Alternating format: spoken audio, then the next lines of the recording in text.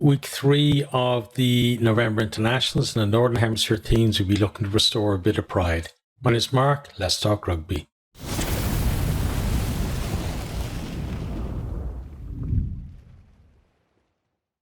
Okay, so in this one, we're just going to go through the week 3 fixtures.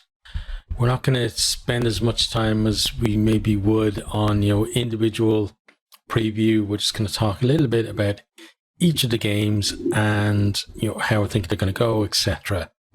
So we're going to start with the first game, which is a Friday game. It's on tonight, and I've already got a preview on the channel for this one. It's Ireland versus Argentina. So this one is on Friday night, as I said, 8:10 p.m. kickoff if you're in Ireland or the UK.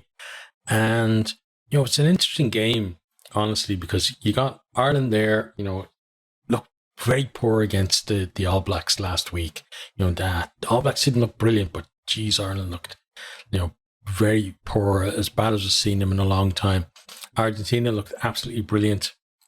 Took Italy apart. A very strong Italy team as well, over there in Udine, and they just looked so good in that game. And they've looked, at times they've been up and down this year, but they've looked good, like beating New Zealand in New Zealand. They put like 67 points on Australia, and they had that 1 point victory against South Africa as well. So some really good results from them. And they're looking at this thinking, it's 10 times I think they played Ireland now. Or before this in Dublin, lost all 10. Looking at this is a chance for a first win in Dublin for them.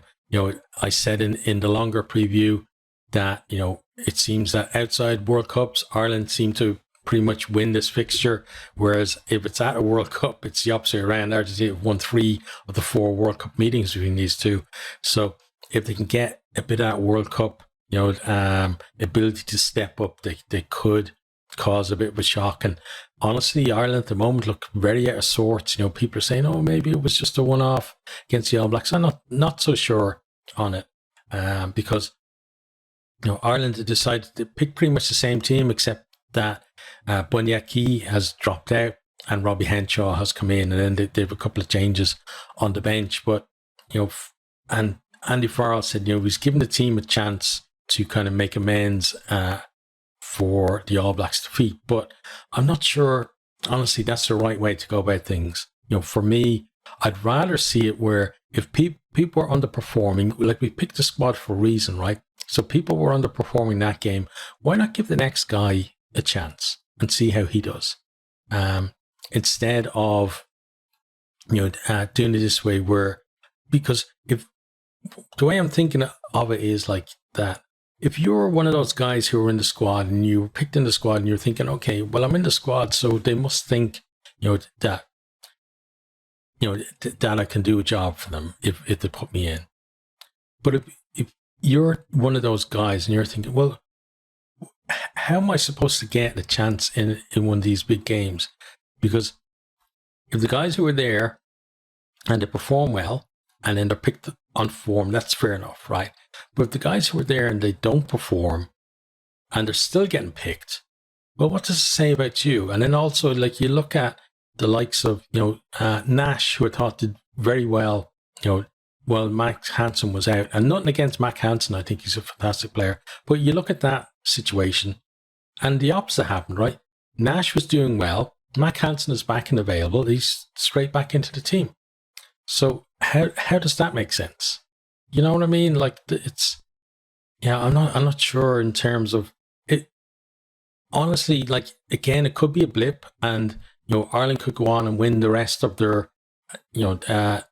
November internationals and send Andy Farrell off to the Lions, in good spirits and not on a winning November. But it has kind of a little bit of that feeling of the end of the Joe Schmidt era, where there was a team that he trusted, and once he went beyond that, he wasn't happy with who was available. And it feels like Andy Farrell has reached that stage, which is very worrying, because he might be going off to the Lions, but he's coming back to take Ireland to the next World Cup. So that kind of worries me that we're not seeing the new players coming through into the team that you would expect. Like, why is someone like Izuchukwu in the squad if he's not a viable option for a game like this?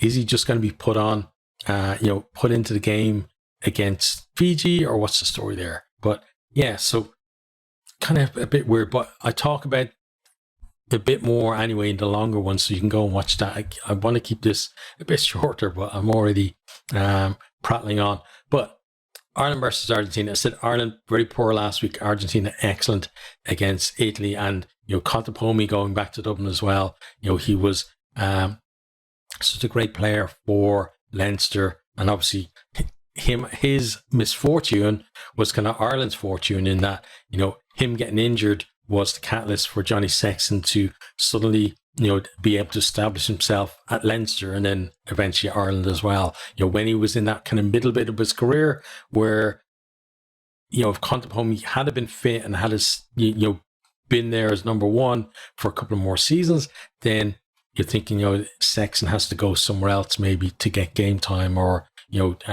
and maybe he doesn't have the career that he had. So, but Contepomi, he's well liked in Ireland as well, especially in Leinster because of his time at Leinster. But now Ireland want to beat his Argentina team, and it's going to be a tough game, even though Ireland have picked pretty much what seems to be other than injuries, Furlong a big miss, picked the strongest team that Andy Farrell could pick. It's still going to be a tough game in this one, and for me, like, it's why I don't understand how we do things in World Cups and stuff, is that for me, for a game like this, it feels better to actually go, listen, maybe 3-4 young guys, right, or guys, not even necessarily young guys, but guys who are hungry, right, on the edge of the squad, want to prove themselves, bring them in, give the team a lift, an impetus, and then you can have the bulk of your first team still there, but you have these guys coming in, giving new energy, because they know they're not just holding tackle bags for the week. Suddenly they've got their chance, they've got to take that chance and step up, and they give energy to their players that are there as well. But it's only my opinion. But in this one, I can't back against my own team. So as I said in the main one, I'm going to go for an Ireland win, but it doesn't feel like, it feels like it's going to be a tight game and they're going to have to really work for it. And these players really will have to go up a lot of levels compared to what, the dross that produced against New Zealand. And honestly, Argentina will have to go down a level as well from the way they played against Italy, for Ireland to basically, not get kind of blown away at the start as well. So it's going to be an interesting one, but I'm going to go for Ireland in that. Next time we have Scotland versus Portugal. So this one is at the Scottish Gas Murrayfield Stadium in Edinburgh. So, like, could they make that more of a mouthful? It's on Saturday. Kickoff is 3:10 p.m. if you're in Ireland or the UK. So, Scotland had a really good win against Fiji to start off. Darcy Graham getting, 4 tries or something. And then, he was obviously missing against South Africa, but he wasn't the reason why they didn't beat South Africa. They had their chances in that second half to get themselves ahead. They couldn't do it. And then South Africa, they brought on their bench and, were able to bring home the win. And people complain about the bench and etc. But the bench is there for everyone, right? And I don't get this whole thing of they should. People saying they shouldn't be allowed to bring on so many players at the same time. They shouldn't be allowed to have so many forwards on the bench. You shouldn't be able to use so many substitutions and etc. Right? But for me, listen, those are the rules, and if they have more depth than anyone else, and if they're like the players they're bringing off the bench are as good as the players that have on the field, well done to them. That just shows, how well they've done in terms of developing their players, and other teams have to, cotton on to that. And, just let's come back to Ireland for a second. Maybe Ireland could think about not having, people like Keane Healy and Ian Henderson on the bench when you where the players that you're developing. I know certainly at Loosehead, it's a problem for Ireland, but at lock, you could have put Izuchukwu there. You have Ahern, who's not in the squad, or Sheridan. There's plenty of players who could have been there as well for that. But for me, South Africa, I've no issues with the way they use their bench. If the rules change, the rules change. But I don't feel like we should be changing rules to disadvantage one team or to advantage another set of teams or whatever. But yeah, so Scotland, that's the way they were. And Portugal, haven't really seen them much since the Rugby World Cup, but they looked very good at the Rugby World Cup. But this, I think, going to Murrayfield and getting a win is a big step up for them. So I think it's probably going to be similar to how you'd expect this type of game to go. Is Portugal competitive maybe for the first maybe 50 minutes or so, and then Scotland just cruise away at the end. That's how I feel it's going to be. Like, Scotland are probably going to win it fairly well by about maybe 20 to 30 odd points maybe. But Portugal getting some decent scores in there and just showcasing what they can do. But it's good to see them being in the mix in these games, and that's what we need more for the likes of Portugal and Uruguay and Chile and teams like that, is to get him more in this mix with the tier 1 teams, so that we can broaden the that pool of teams that are potentially ready to step up to tier 1, but also just broaden the appeal of the sport as well. So I'm going to go for a Scotland victory for 20 to 30 points, I think, in that one. Next time we have England versus South Africa. So this is at the Allianz Stadium, or Twickenham as formerly known. Kickoff is 5:40 p.m. So this is on Saturday as well. And England versus South Africa. England, they had that narrow defeat against a New Zealand team who probably, I felt like I said after the England game that New Zealand would have to step up a level against Ireland, and I don't think they did, honestly. I think maybe they went down a level, but it was still enough to beat a very poor Ireland team. But England had that narrow defeat. Then last week, a very different but still a narrow defeat against Australia as well. So in the first game against New Zealand, only try they got was that intercept, Marcus Smith, setting up the try there with his intercept. But other than that, England didn't really create very much. Then against Australia, they created plenty, but and Slightholme coming off the bench and getting 2 there towards the end, and looked like England were going to win it with Toji's late try as well. But Australia able to manufacture that final try in the end, and that England defence was very poor in that one. So it's kind of a lot of different problems for England in the second game compared to the first game, but still a little bit worrying for them that they can't get over the line in tight games. And that kind of speaks to kind of the mentality of the group of players. I think when it's like when it's like just a one-off thing, and then tight games happen, right? And sometimes you win them, sometimes you lose them. But when you're always losing them, that's a big problem. And when a team can always win them, that just shows mental toughness. And if you look at, as an example, just coming back to Ireland or an Irish team again, look at Leinster, in Champions Cup finals recently. Like, a lot of tight games, and they've been on the wrong end of 3 finals in a row. And that's, for me, that's not bad luck. That's something mental for that group of players in terms of just that competition, that final, that something has to change.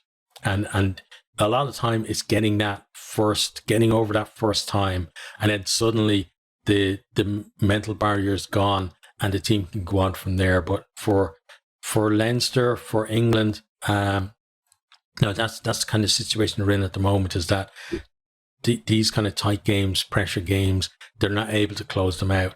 And you look at South Africa, the opposite side of things, right? In the Rugby World Cup, they won their quarterfinal by a point, their semi-final by a point, and then the final by a point. So 3 points over 3 games to win, the Rugby World Cup, and deserved world champions as well.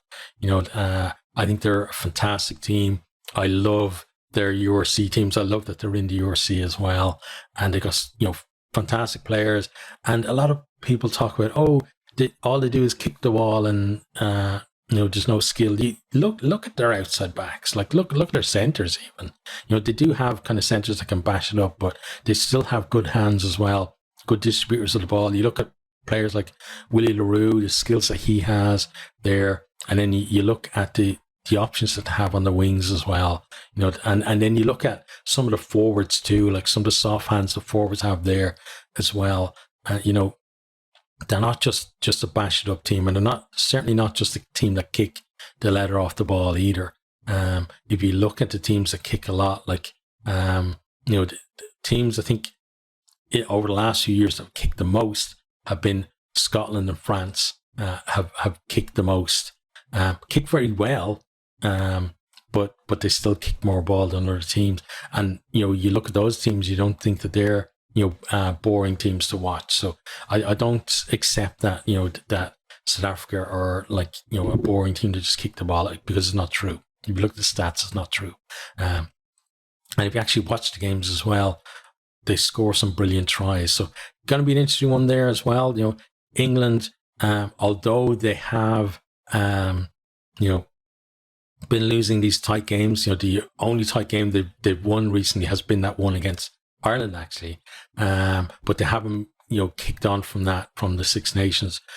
But maybe there's an opportunity there for them, to do that.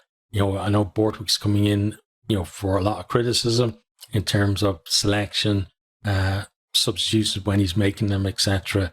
And then just you've always got the thing with England as well, is that they've got a massive pool of players right there in the Premiership, and a lot of them are kind of very similar in terms of their their standards, their abilities that they have, and that's, I think, part of the problem with England, is that they've got a lot of good or very good players, but not that many exceptional players that are kind of standing out from the rest. So once one guy has a bad game, especially in key positions like the back row, you can rattle off 6 to 8 names that should get a chance instead of him, and it's always going to be that rotation through those names. The next guy to get suggested, as soon as he's having bad games, the call is for him to be out and somebody else to be in.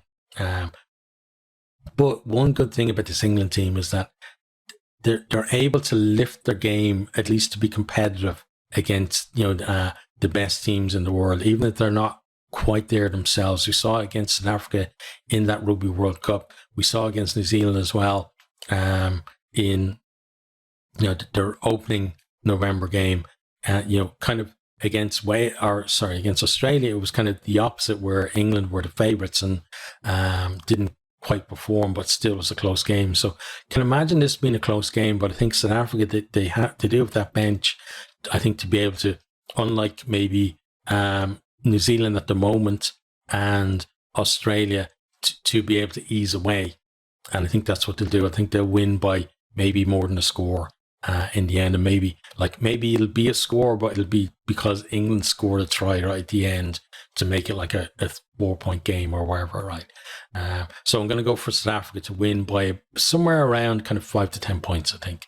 Now, next, then, the last Saturday game is, for me, England, South Africa is a really big game.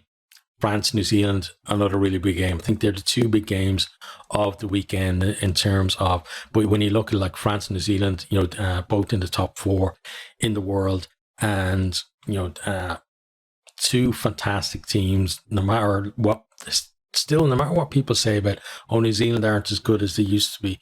But New Zealand used to be like the best team by miles, and now suddenly they're close to the other top teams, not the other teams, but just the other top teams.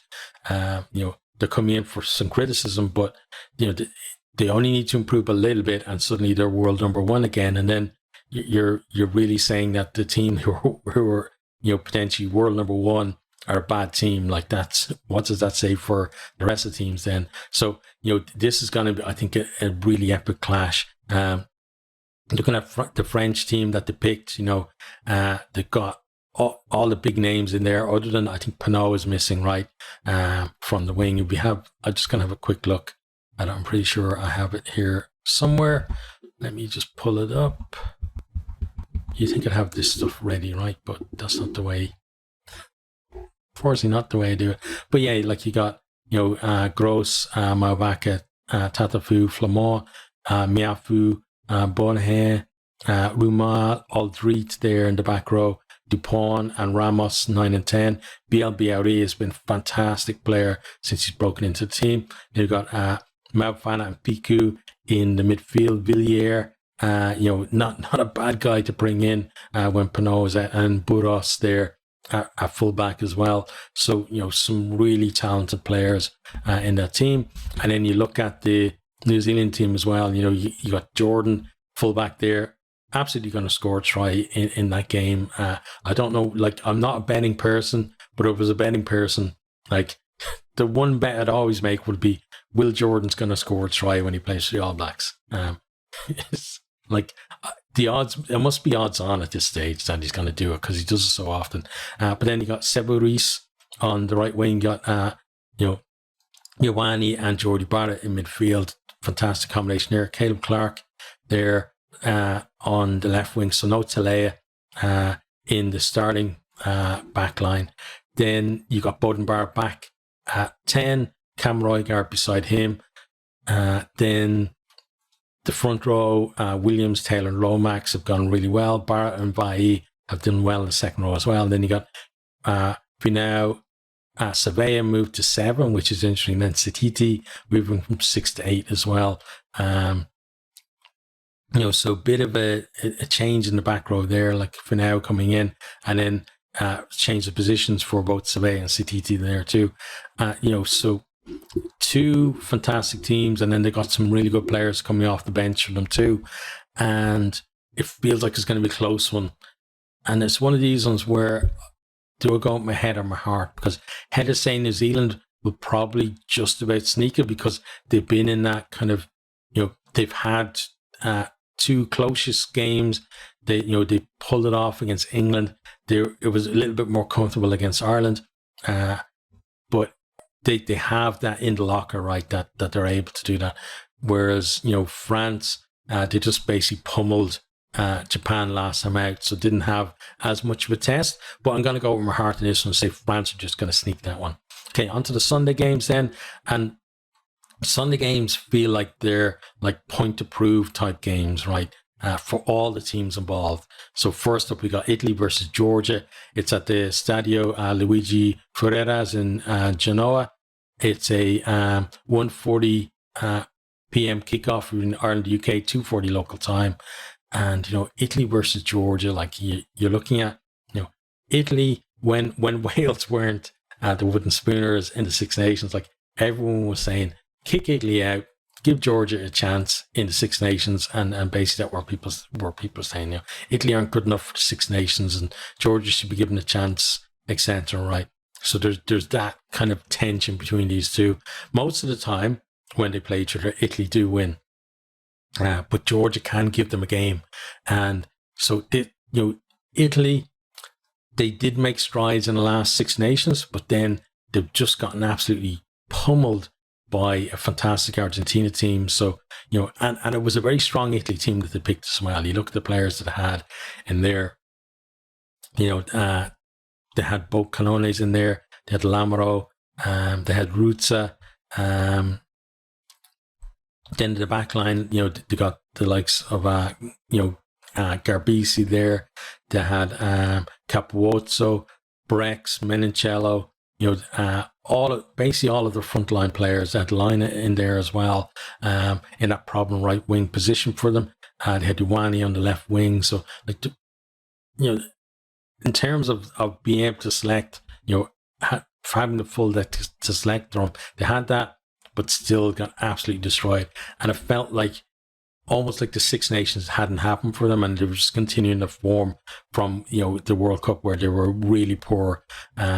So that was a bit of a step back for them, and now it feels like they've got a point to prove, not just because it's against Georgia, but because of that performance last week as well. They're going to want to put things right in this one. And in Georgia, who want to kind of remind people that, hey, we're here, we're the kind of, we should be the next cab off the rank, in terms of, if there's going to be a spot for another team in tier one. Like, we've been here for a long time knocking on the door.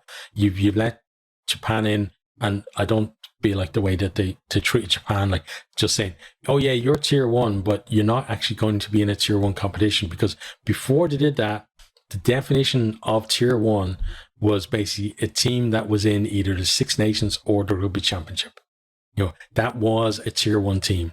And suddenly then it was changed to, it's all of those teams plus Japan.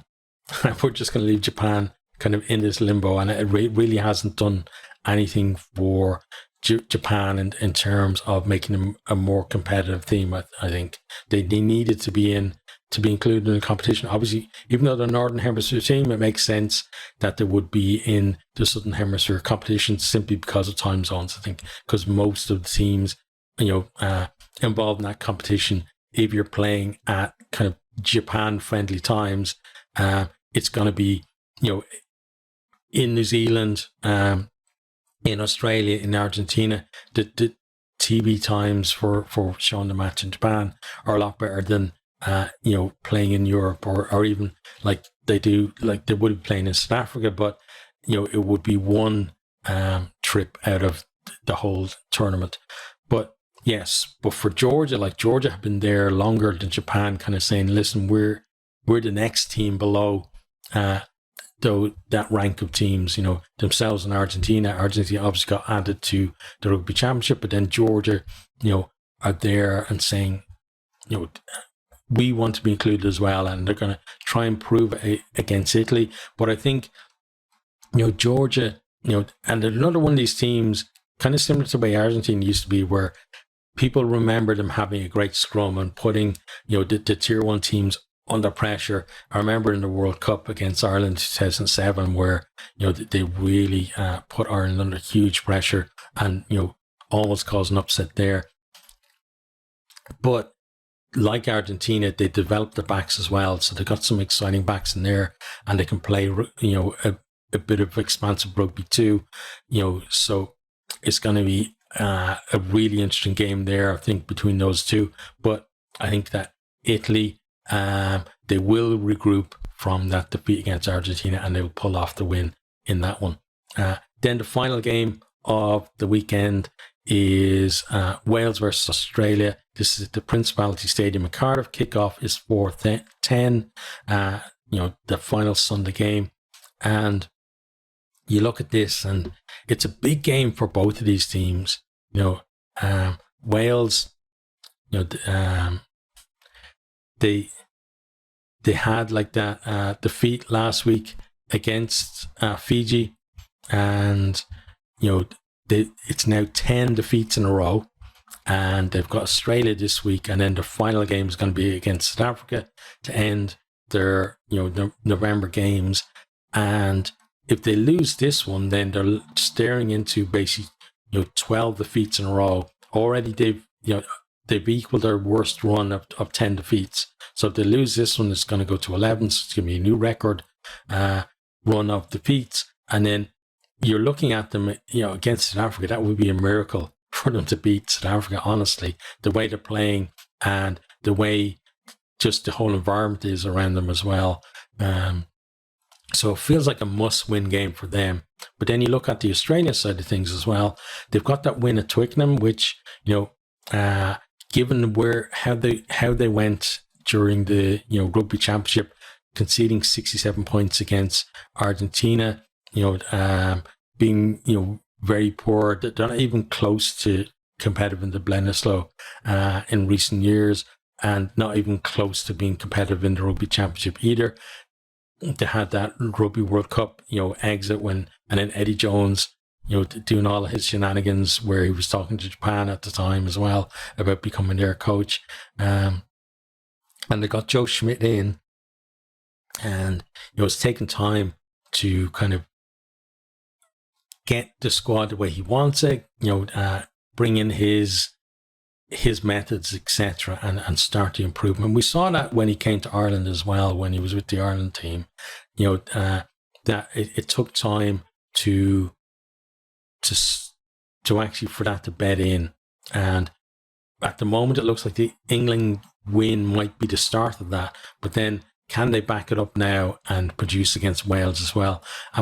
Australia, Wales, generally, lots of tries, and Australia just about edged the game, right? It has happened a lot down through the years. So, it's kind of one where they've gone from, being the underdogs at Twickenham to now probably being the favourites, I would say, in Cardiff at the Principality, against, again, a very underperforming Wales team.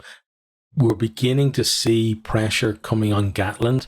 There still is a big bulk of Wales fans there who just remember, the fact that in his first stint, Gatland produced, 3 Grand Slams and another Six Nations on top of that, got him to 2 Rugby World Cup semi-finals as well. And you look at that and you think, okay, you can see why the memories would be there in terms of him being a great coach, and he's obviously got a lot of credit in the bank with those people.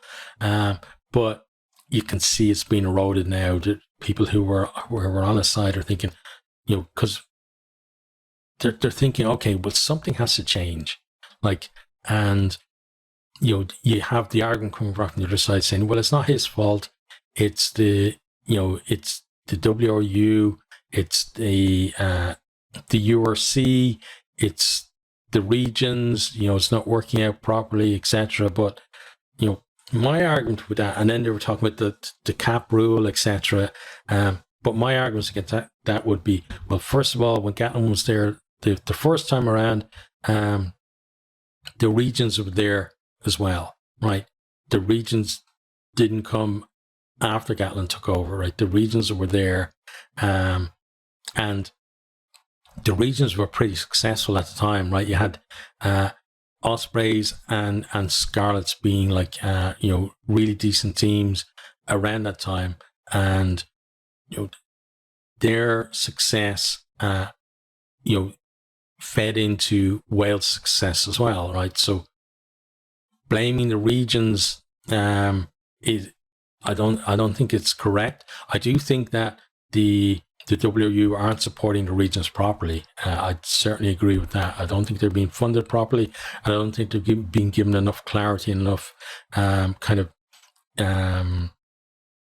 guarantees from the WRU about what's going to happen in the future. It all feels like everything is kind of built, on sand, and things can change from now, until tomorrow, and there's no kind of certainty there, and that's a problem.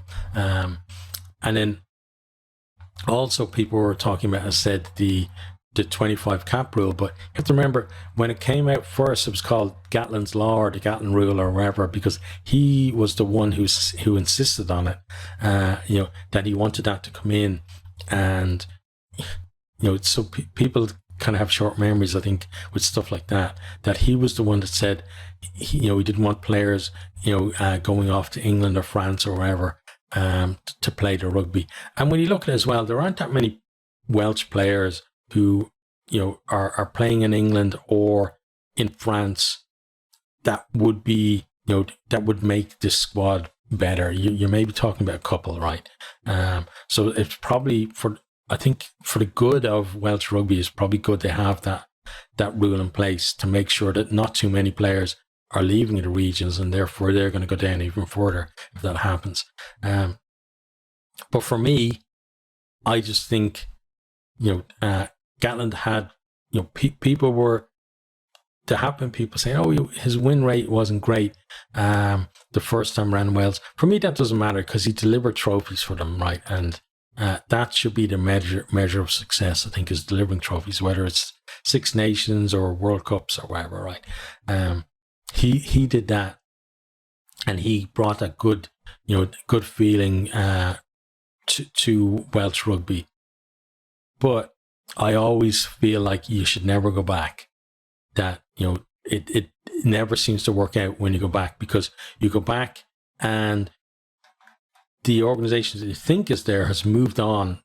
Whether it's even 2 years, they've moved on. They're in a different place than they were, and there's people who when you left, even though they might have thought you were a brilliant person, when you come back in, they've moved on 2 years as well, and maybe you're treating them the same way as you did before, or something like that, right?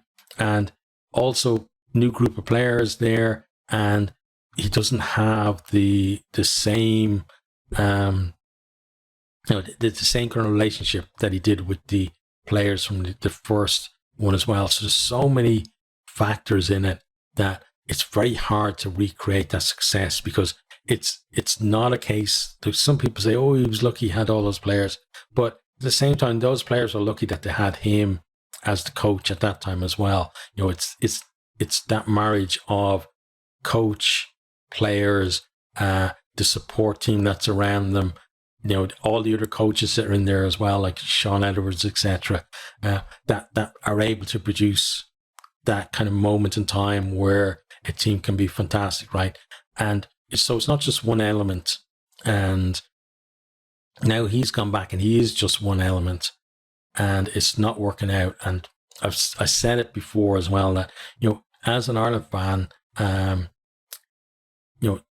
Declan Kidney, he won us a Grand Slam. Would have liked to have seen him come back at any stage after he left the Ireland role? No. Joe Schmidt, delivered great success for Ireland. Would I want him to come back? Absolutely not. Andy Farrell, when he leaves, probably after the next World Cup, hopefully not before then, because it means Ireland really have gone downhill. But would I want him to come back? Absolutely not. I don't think it's right. And the same with, like, at Leinster, I wouldn't want Stuart Lancaster to be coming back, or Checker, or any of the other coaches that we've had down through the years that have had success, because I honestly do not believe that it's good. And the same reason why Eddie Jones shouldn't have gone back to Australia, because he was there and he had success with them, and when he come back, it was absolute disaster. And it seems to just happen all the time, that never go back is the rule, and it's a rule for a reason. But how do you think this game is going to go? Well, Wales, despite the way the national team are playing, there's some decent players in there. And you saw kind of at the opening of the game against Fiji, the first kind of 20 minutes or so, they looked really sharp, some really good hands, created some really good scores as well in that game. And if you watch a lot of URC, you can see that there are decent players in that Cardiff team. There are decent players, last year in the Ospreys. Ospreys this year not so good, but there's still good players in there. Scarlets have some fantastic players as well. You look at Costello getting so much stick over him being put on mistakenly on the wing. Like, it's not his fault. I know Gatland kind of, I don't know what he did, but some people saying he threw him under the bus by saying that he just kind of ran on. So that's another thing to consider there with him. But Costa's performance for the Scarlets have been excellent, not just this season, but last season as well. And the problem with the Scarlets last season was that kind of fight, especially in the forwards, wasn't there. This season, we're seeing it a little bit more from them, and they're getting some better results because of it. But he's a decent player, and he's getting a bit more stick than maybe he deserves as well.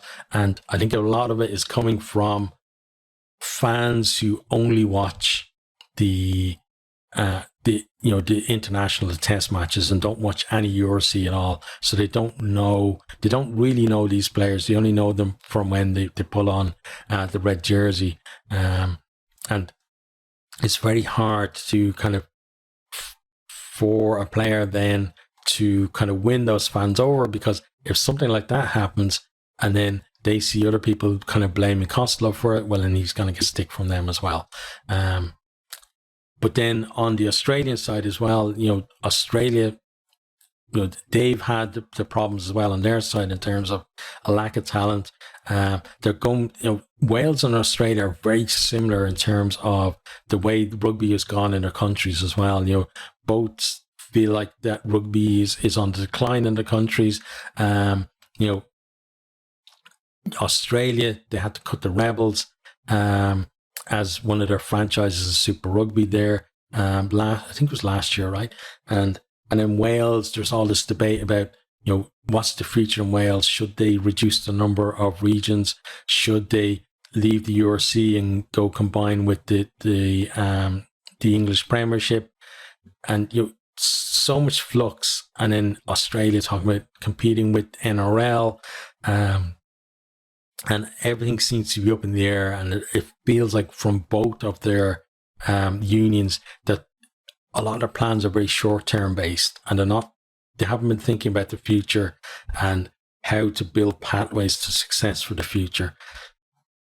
And because of that, then it leaves a lot of fans frustrated and not knowing what's going to happen and stuff like that, I feel for those fans, because as a fellow rugby fan, I don't want to see rugby fans, being disillusioned with the game because of what's happening within their union or with their club or their province or whatever, right? So I do have a lot of sympathy for them. But they feel like they're the two rugby nations that are in very similar positions at the moment. But right now, it feels like Australia have that bit of momentum. They've got that win against England. They do have a chance now to consolidate that and at least, short term, be on the rise, on the way up. Those kind of structural problems that do exist though in Australian rugby will still be there, and it's something that they will have to fix. And especially, they got the Lions coming. They've got to get that Lions cash in and then use that to fix, or at least try and fix, some of the problems that are there in Australian rugby in terms of pathways and having the structure below Super Rugby, etc., that they don't really have over there. So, but for this game, I think Australia probably do have a little bit of an edge on this one, and I'm going to go for an Australian victory. Okay, so I said I wouldn't talk too long, but it's me, so I always kind of get into these little side conversations. I think most of you who watch my stuff regularly don't mind too much about that, and I hope you don't mind today either. But those are my predictions for the weekend. Let me know what you think, about how each of the games are going to go, how your team is going over the November so far. Are you pleased? Has it gone the way you expected it? And what would you like to see from your team in terms of the rest of the their games as well over the next kind of couple of weekends?